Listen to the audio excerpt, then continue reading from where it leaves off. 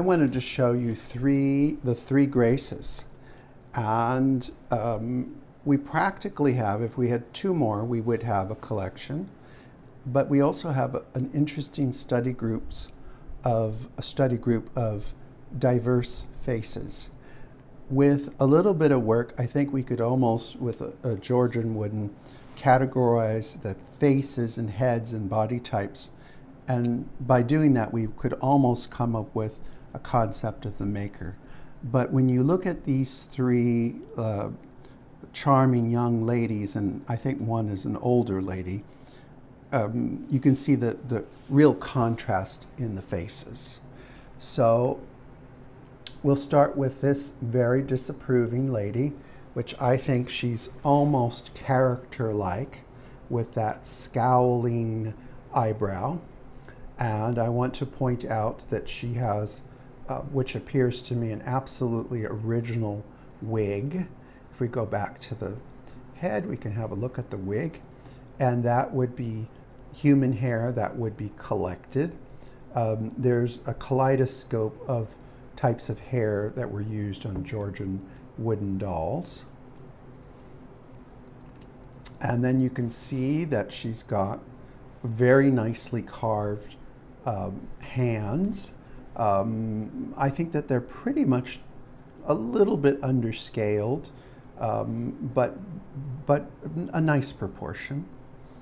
And then I want to talk about her costume, which is a beautiful silk and a lovely mellow color, and probably Spitalfields silk, which was a major producer in England in the 18th century.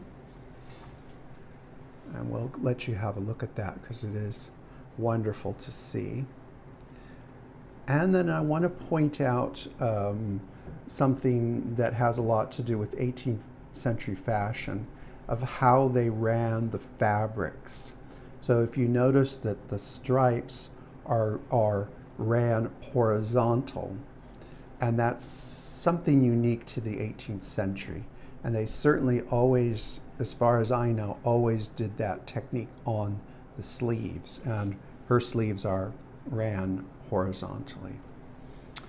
And then we have this very pleasing young lady, I think, because of the length of her skirt. And again, I'm going to attribute the fabrics to Spitalfield, but she has a flat top hat, very charming. And again, another human hair wig that could very well be from the family, because wig makers were on every street corner practically in the 18th century. So you could certainly have your wig made for your doll without any problem. We're celebrating gloves in this session. So here we have yet another Georgian wooden with original fingerless gloves still in place after 200 plus years. But the fabric is outstanding, and you'll notice she's got her stomacher, which was a way to part of a costume of the time, which certainly helped with weight gain and weight loss because it was all pinned into place. And then I think we should move down to our little wee child. Normally when Susan has her displayed, she gets to have the horn book, and we took it away and put it back with the original owner, but she'll get it back later. This is not Spitalfields silk. This is something completely different.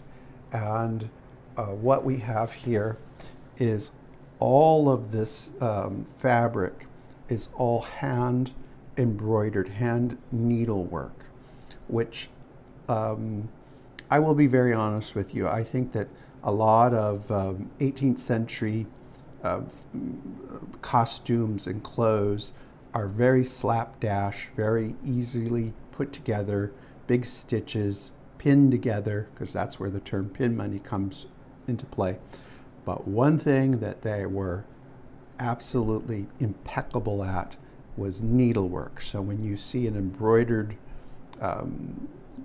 man's piece of man's clothing or ladies, when it has needlework, it's the best. And this trim, which I am just wild about, is created by taking very thin wires and then wrapping silk floss around it. And it was a lady's pastime in the 18th century. And she is a little girl, and she's, I believe, and she's wearing a bonnet. And I think I should also point out that in the 18th century, there really wasn't a form of clothing for children and adults. They dressed basically children as miniature adults. So I would put her at these two in the mid 18th century, and then I would put this little one just stylistically from the shape of the face. I would put her at a little bit later era, but we're basically still at 200 years old. And then I want the cameraman to pull back so you can see this lovely tableau that Susan put together with her Chippendale, in quotations, desk, chinoiserie desk, and of course the lovely 18th century silhouettes on the wall. And we've got some time travelers up there that are from a little bit later date, but not that late, above. So this has created a lovely ambiance celebrating Georgian splendor.